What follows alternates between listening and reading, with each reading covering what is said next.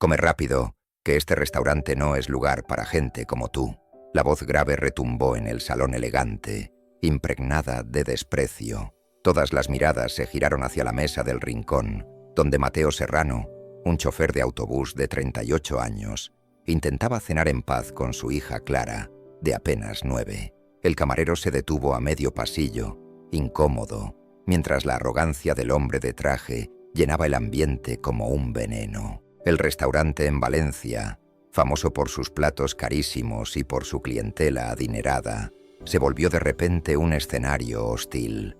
El aroma del vino tinto, las copas brillando bajo las luces doradas, las risas discretas de las otras mesas, todo parecía recordarle a Mateo que él y su hija no pertenecían allí. Clara, con un vestido sencillo, apretó la mano de su padre bajo la mesa, sus ojos grandes y húmedos de vergüenza.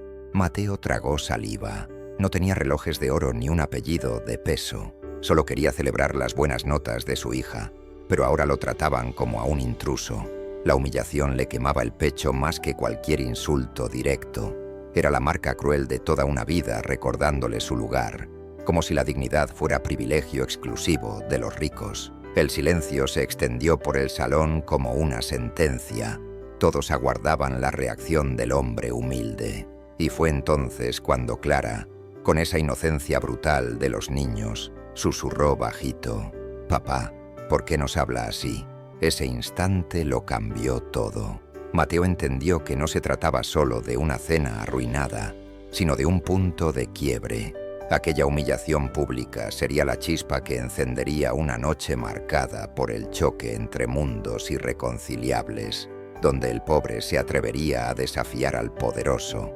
Mateo Serrano intentó disimular la incomodidad, pero Clara aún sujetaba con fuerza su mano. La humillación seguía latiendo en el aire cuando un nuevo detalle lo heló por dentro. En la mesa de al lado, una joven misteriosa, de no más de 30 años, se encogía frente a dos hombres de traje oscuro. Ellos reían fuerte, como si fueran dueños del lugar, cercándola con miradas que no dejaban espacio para escapar. El más corpulento, con una cadena de oro brillando en el cuello, acercó su copa de vino a los labios de ella sin pedir permiso. El otro, de rostro afilado y ojos de hielo, movió la silla para bloquearle la salida. La muchacha intentó levantarse, pero fue obligada a sentarse de nuevo bajo el peso de una mano brutal. Clara, tan atenta como siempre, tiró de la manga de la camisa de su padre y susurró con la misma inocencia que minutos antes había desnudado su vergüenza: «Papá, esa señora parece asustada». Mateo sintió el corazón golpear en su pecho. Todavía ardía por la humillación recibida, pero ahora la indignación se transformaba en algo mucho más grande. No podía permitir que aquella injusticia sucediera frente a los ojos de su hija. Todo el restaurante fingía no ver, escondido detrás de copas carísimas. ¿Sería él, un simple chofer, el único que se atrevería a levantarse? En lo profundo de su mente una voz susurraba: «No te metas, ellos son poderosos, tú no tienes nada». Pero otra, más fuerte, le gritaba: «Si no eres tú, ¿quién la protegerá?». Mateo respiró hondo. La decisión estaba tomada. El humilde estaba a punto de desafiar a los poderosos. Si tú también crees que el destino puede cambiar en un instante, suscríbete ahora. Las próximas historias te van a estremecer aún más. Mateo Serrano respiró hondo. El aire del restaurante parecía pesarle en los hombros. El corazón le golpeaba en el pecho, pero su mirada estaba firme. Había pasado la vida entera tragando humillaciones, pero ahora, frente a su hija, algo dentro de él se negaba a agachar la cabeza. Se levantó despacio, con pasos que resonaron en el silencio repentino del salón. Clara, con la voz apenas audible por el miedo, preguntó: «Papá, ¿qué vas a hacer?». Mateo no respondió. Solo apoyó la mano sobre la cabeza de la niña, un gesto silencioso de protección. Avanzó hacia la mesa vecina. El hombre corpulento, con cadena de oro colgando del cuello, lo miró con desprecio, como quien observa a un insecto. «Esto no es asunto tuyo», masculló con sarcasmo, mientras su compañero cruzaba los brazos cerrando aún más la salida de la joven. Una joven misteriosa, con los ojos llenos de lágrimas, levantó la vista hacia Mateo como quien ve su última esperanza. No sabía su nombre ni su historia, pero reconoció esa mirada, la misma que tantas veces había visto en pasajeros indefensos, gente sencilla aplastada por la soberbia de los poderosos. «Dejen a la señorita en paz», dijo Mateo con voz firme, sin necesidad de gritar. Eran palabras simples, pero cargadas de una autoridad inesperada. El salón entero se tensó, los cubiertos quedaron inmóviles, las conversaciones se apagaron. El hombre de rostro afilado soltó una carcajada despectiva.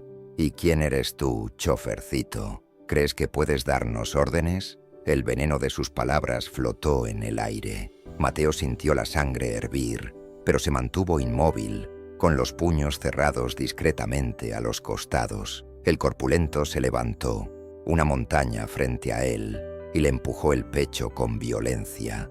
La silla de Mateo crujió detrás. Clara, desde la mesa, contuvo un grito. Las lágrimas rodaban por su rostro, pero sus ojos seguían fijos en la figura de su padre. Fue entonces cuando el instinto tomó el control. Mateo giró el cuerpo y atrapó la muñeca del agresor con un movimiento firme. No fue un golpe brutal, pero sí lo bastante contundente para demostrar que no sería aplastado. La sorpresa borró la sonrisa del hombre. El murmullo recorrió el restaurante. Nadie esperaba que un simple chofer se atreviera a desafiar a dos hombres que encarnaban el poder. Pero allí estaba Mateo, erguido, no como un héroe de cine, sino como un padre humilde que se negaba a rendirse. Clara, con las manos temblorosas sobre la mesa, susurró apenas para sí misma: «Papá no es un héroe, pero es mi héroe». Y en ese instante, todos en el salón comprendieron. El humilde acababa de despertar algo que ni los poderosos podían detener. Todo el restaurante permanecía suspendido en silencio. Mateo Serrano aún sujetaba con fuerza el brazo del agresor, que se retorcía entre dolor y vergüenza. El otro hombre, al darse cuenta de que el humilde no retrocedería, bajó la mirada, derrotado ante un valor inesperado. La joven misteriosa aprovechó el momento para levantarse. Sus pasos eran apresurados, casi tropezando, pero antes de salir se volvió por un instante. Sus ojos se clavaron en Mateo como si quisieran grabar cada detalle de su rostro.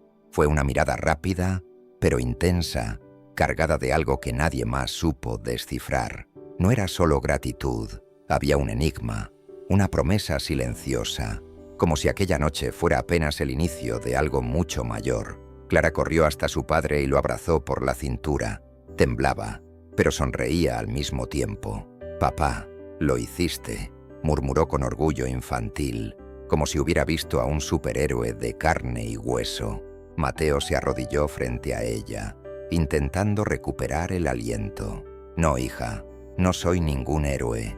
Solo no podía permitir que esa injusticia continuara». Su voz se quebraba, pero sus ojos brillaban con la fuerza de quien había hecho lo que todos temían. Alrededor, los clientes seguían observándolo en silencio, algunos con admiración, otros con incomodidad. Los poderosos no estaban acostumbrados a ver a un hombre sencillo desafiar las reglas invisibles de ese mundo de lujo. La joven desapareció por la puerta, pero la sensación de misterio quedó en el aire. ¿Quién era ella?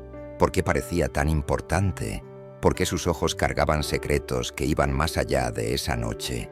Mateo volvió a sentarse, intentando calmar a Clara. Pidió agua al camarero, que esta vez lo atendió con una reverencia discreta.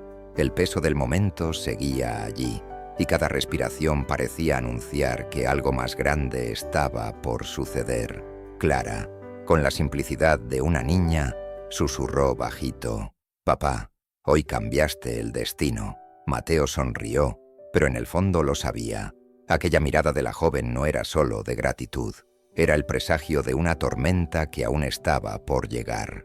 Y así, aquella noche en Valencia, un chofer humilde había enfrentado al poder y, sin darse cuenta, iniciado una cadena de acontecimientos que cambiarían su vida para siempre. Si esta escena ya tocó tu corazón, deja tu like ahora, porque las próximas revelaciones te van a estremecer aún más.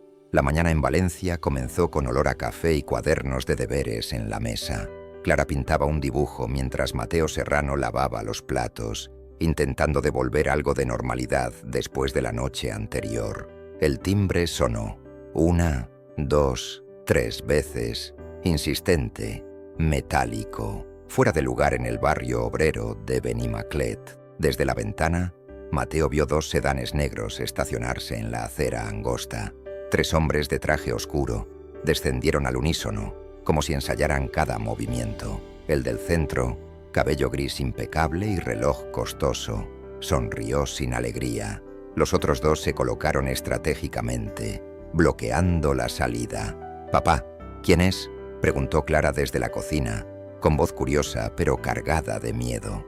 Mateo respiró hondo, se secó las manos en un paño y respondió sin girarse. «Solo vecinos, hija». Abrió la puerta y por instinto condujo a los hombres hacia el pasillo exterior, lejos de los ojos de la niña. El hombre gris acomodó el saco antes de hablar, su voz baja pero cortante. «Señor Serrano, venimos a hablar sobre lo que pasó anoche». La palabra anoche cayó pesada, como plomo. Personas importantes valoran la discreción. Su intervención generó ruido. El tono era educado, pero la amenaza viajaba oculta en el perfume caro. Mateo sostuvo la mirada. Defendía a alguien que lo necesitaba. El gris sonrió de lado. «Exactamente. Para evitar más malentendidos, usted y la niña deberían descansar fuera de la ciudad unos días. Gastos cubiertos, comodidad garantizada. Todos ganamos».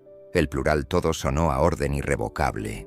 Uno de los ayudantes abrió un maletín y mostró un sobre marrón, 2 boletos de tren, un teléfono nuevo aún sellado, una hoja con instrucciones impresas y una tarjeta sin nombre. Objetos silenciosos pero claros. «Siga este itinerario. 10 días. Después, todo se olvida». Mateo comprendió el mensaje cuando el segundo hombre recitó, sin consultar papeles, el horario escolar de Clara y la ruta exacta del autobús que él conducía. «Sería imprudente mantener la rutina, ¿no cree?». Bajo el saco, un volumen metálico dibujaba una forma inequívoca. No era sugerencia, era advertencia. La puerta chirrió desde adentro. Clara asomó medio rostro, el cabello recogido a medias. Mateo giró rápido y fingió una sonrisa que no sentía. «Princesa, vuelve a tu dibujo». «Ya voy». Ella obedeció, pero dejó en el aire una pregunta muda. El corazón de Mateo respondió con un golpe seco. «Quiero hablar con mi hija y recoger algunas cosas», dijo Mateo, ganando tiempo. El gris asintió, satisfecho como quien mueve una pieza en el tablero. 30 minutos. Dentro de la casa, Mateo miró la foto de su esposa fallecida sobre la estantería y prometió en silencio. Nadie tocaría a Clara, ni siquiera con todo el dinero del mundo. Al salir, entregó el llavero del portón al hombre de la derecha, gesto calculado para leer su mirada.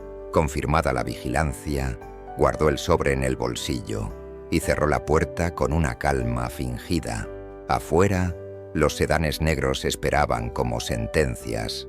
Adentro, un padre humilde planeaba cómo enfrentar un juego escrito por los ricos. En Sevilla, Mateo Serrano intentaba aparentar calma mientras acompañaba a Clara en el pequeño comedor del hotel. Ella hablaba de su escuela y de sus amigas, sin entender por qué habían tenido que dejar Valencia tan de repente. «Papá, ¿cuándo volvemos a casa?», preguntaba una y otra vez. Mateo sonreía débilmente. «Pronto, hija, muy pronto». Pero en su interior sabía que no tenía respuestas claras. Esa misma noche, cuando Clara ya dormía abrazada a su osito de peluche, llamaron suavemente a la puerta. Mateo dudó, pero abrió. Frente a él estaba la joven misteriosa del restaurante, ahora con el cabello recogido y un maletín negro en las manos. «Me llamo Lucía Ramírez», dijo con voz firme. «Soy fiscal. Lo que pasó en Valencia no fue casualidad. Usted salvó mi vida y sin saberlo, entró en algo mucho más grande». Mateo la miró sorprendido. Lucía entró y puso el maletín sobre la mesa. Al abrirlo, aparecieron documentos, fotografías y extractos bancarios. Estos hombres tienen dinero y contactos en toda España. Manejan empresas, políticos y hasta policías, y ahora saben quién es usted. Mateo sintió un nudo en la garganta. Yo solo quería cuidar a mi hija. Lucía lo interrumpió. Y tendrá que seguir haciéndolo, pero no podrá si solo se esconde. Ellos no olvidan, Mateo. Necesitamos enfrentarlos. Él bajó la mirada, derrotado por la impotencia. ¿Por qué yo? Soy solo un chofer. Lucía respondió sin dudar. Precisamente por eso, porque no está comprado, porque nadie sospecharía que un hombre como usted puede ser la clave. Mateo giró la cabeza hacia la habitación. Clara dormía tranquila, sin saber nada del peligro. Era por ella que trabajaba, por ella que ahora debía decidir. Lucía lo miró fijamente. Mateo, no se trata solo de su hija. Son muchas familias destruidas por estos hombres. Si no hacemos algo ahora, nunca se detendrán. Mateo cerró el maletín con manos temblorosas. Comprendió que el precio de la verdad era demasiado alto, pero quedarse en silencio sería condenar a Clara a vivir siempre con miedo. ¿Y tú? ¿Arriesgarías todo por proteger a tu familia y revelar la verdad? Déjame en los comentarios qué harías en el lugar de Mateo. Mateo Serrano cerró la puerta del hotel con el corazón agitado. Sobre la mesa estaba la carpeta que Lucía Ramírez había dejado. No era un simple conjunto de papeles, era un arma contra hombres demasiado poderosos. Abrió con cautela. Fotografías borrosas de reuniones secretas, transferencias millonarias, contratos firmados con sellos oficiales. Cada página parecía pesar más que la anterior. Estos documentos pueden derribar a media España, explicó Lucía con voz firme. Pero en las manos equivocadas pueden costarnos la vida. Mateo pasó los dedos por una hoja donde aparecía el nombre de un empresario que reconocía de las noticias. Jamás imaginó que un simple chofer estaría mirando pruebas capaces de mover gobiernos. Clara salió medio dormida de la habitación y preguntó inocente: «Papá, ¿por qué no vienes a dormir?». Mateo sonrió forzado y escondió la carpeta bajo la chaqueta. Cuando la niña volvió a acostarse, Lucía lo miró a los ojos. «Mateo, ahora usted tiene algo que ellos quieren. Si descubren que lo guarda, no dudarán en ir tras usted y su hija». Él tragó saliva. Nunca había tenido nada de valor y ahora cargaba con un tesoro peligroso. Ser pobre lo había protegido toda la vida. Hoy esa misma pobreza lo ponía en la línea de fuego. «¿Por qué confiar en mí?», preguntó con voz quebrada.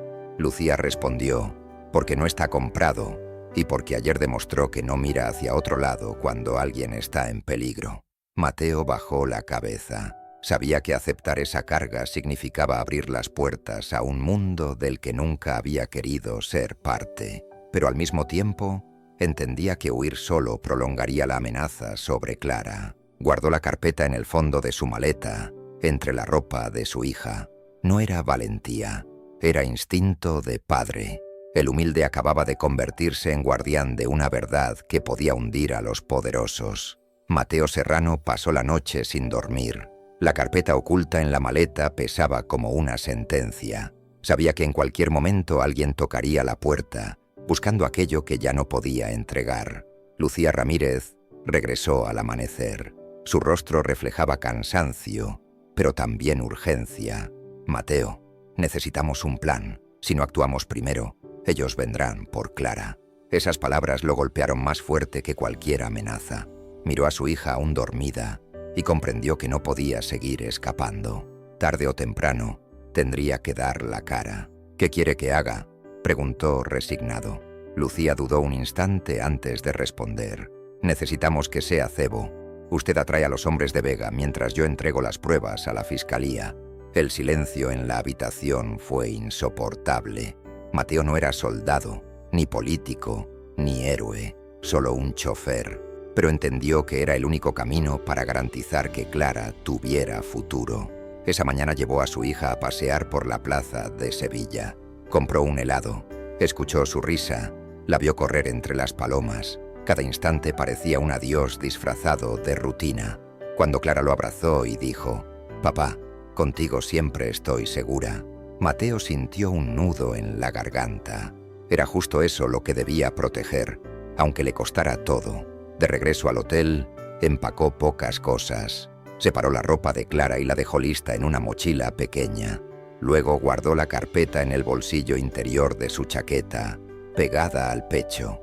Lucía lo esperaba en el pasillo. Sus ojos se encontraron en silencio. No había promesas, solo la certeza de que lo que harían podía cambiarlo todo.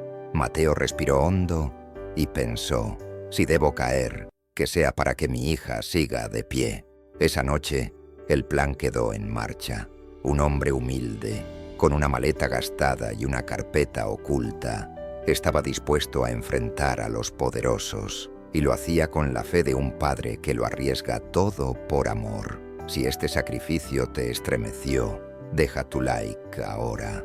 Lo que viene será aún más impactante. La cita fue en un hotel lujoso de Madrid, con lámparas de cristal y alfombras que amortiguaban cada paso.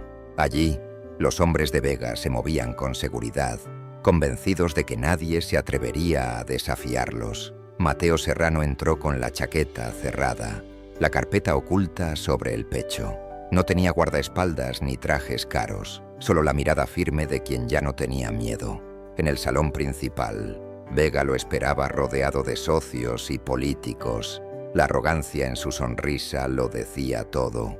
Estaba seguro de controlar la situación. ¿De verdad viniste solo, chofer?, preguntó con sarcasmo, mientras las risas de sus hombres llenaban el salón. Cada carcajada era un recordatorio cruel de que Mateo no pertenecía a ese mundo.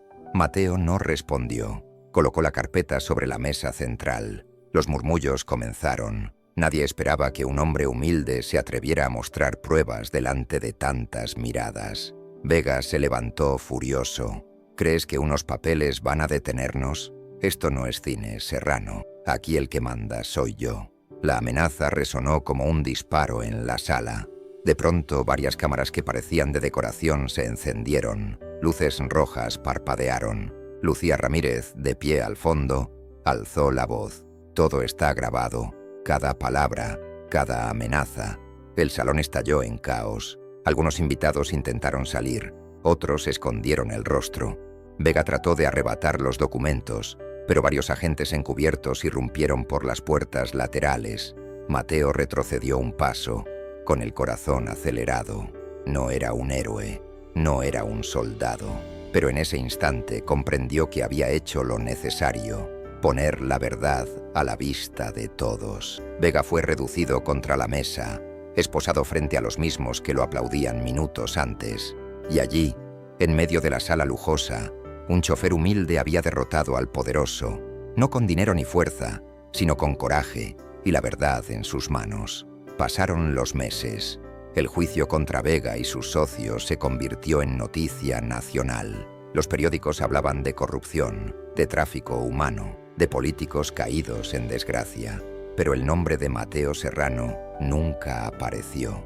Oficialmente solo había sido un colaborador anónimo. En la realidad, fue el hombre humilde que se atrevió a poner la verdad frente a todos. En Valencia, la vida parecía volver a la normalidad.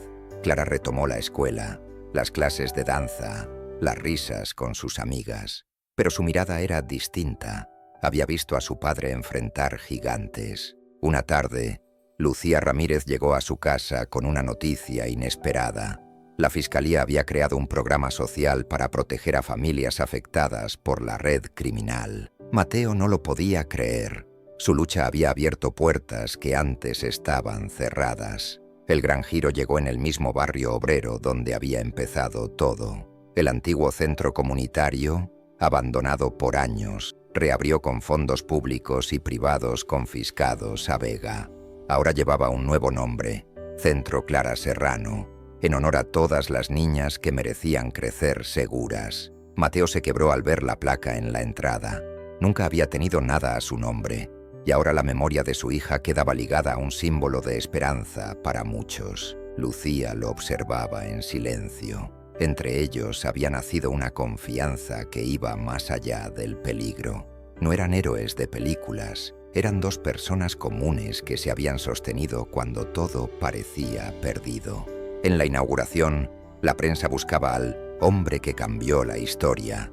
Mateo, con la voz temblorosa, solo dijo: Soy un chofer, un padre, y lo que hice fue lo que cualquiera debería hacer, no mirar hacia otro lado. Los aplausos llenaron el salón. Clara, subida en una silla, gritó con alegría: «Ese es mi papá». Y todos comprendieron que la verdadera fuerza no estaba en el dinero, sino en el amor y la dignidad. Esa noche, Mateo miró el cielo estrellado de Valencia y pensó en todo lo vivido. Había perdido la tranquilidad, pero había ganado algo mayor: la certeza de que la justicia puede nacer incluso de un corazón humilde. Si crees que la verdad siempre encuentra su camino, suscríbete ahora. Las próximas historias van a conmoverte aún más.